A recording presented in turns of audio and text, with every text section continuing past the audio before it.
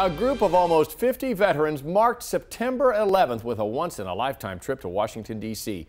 Their chance to see the war memorials honoring their service and sacrifice. Fox 4's Tess Koppelman and photojournalist Colton White went along on the Honor Flight and are back now to share the veteran story. Tess. Yesterday's Honor Flight took off early in the morning for Washington, D.C., arrived back home here in K.C. late last night.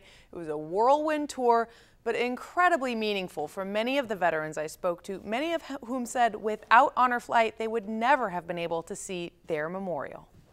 Norman Williams?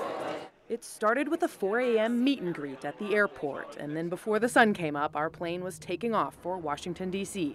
The warm welcome there started as the plane was pulling into the gate.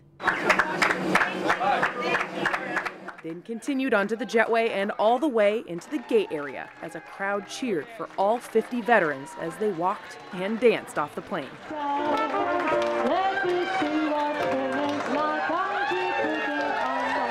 Daffron and Sunder, bus 1. As the vets prepare to board the bus, Carl Schubert, an Air Force bombardier in World War II, says there's one thing he's most looking forward to.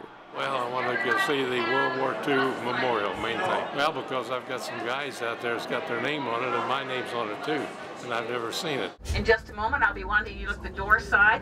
That's actually one of the reasons these honor flights started, to get these vets to D.C. to see their memorials. Well, I'll probably cry a little bit.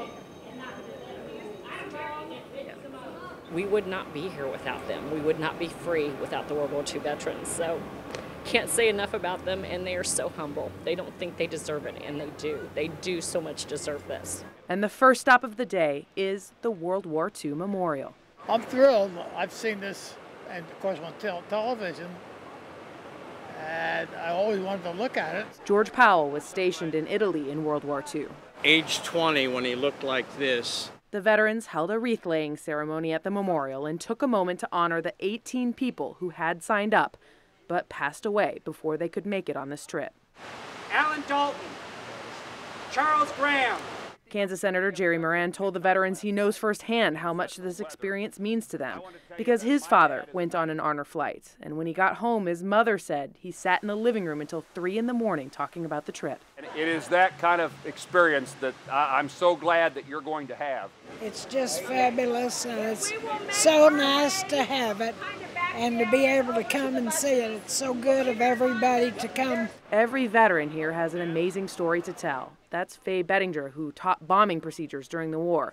The other woman veteran on the trip is Betty Howard, who served as a nurse. I worked in the ward where we received all the POWs from Japan. And former KC Mayor Charles Wheeler.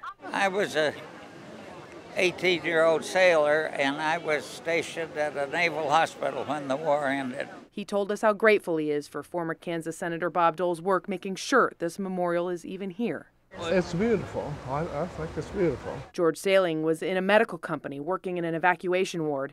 He told us about meeting General Patton and about the time an injured man in a body cast just went wild. And he just tore that cast all to pieces. We finally got him back on a gurney and got him back to the operating room, and I never seen him after that. These are the stories from our greatest generation. Stories the Honor Flight organization is fighting to preserve. And this flight gives them an opportunity to talk to other veterans. They open up, they start telling their stories. We had 2 guys that reconnected that didn't even know until the meet and greet that either one was on the flight. They hadn't seen each other for more than 20 years, and now they're spending the day together. Makes you feel good. I think they've done a wonderful job bringing us up here to see it. And that was just the first stop of the day. I'll have much more from the trip coming up on Fox 4 News tonight at 9 and 10 p.m. And if you head to fox4kc.com, there's also a gallery from the trip. Tess Koppelman, Fox 4 News, working for you. Thank you very much, Tess. He's known as the king of the golf course. Now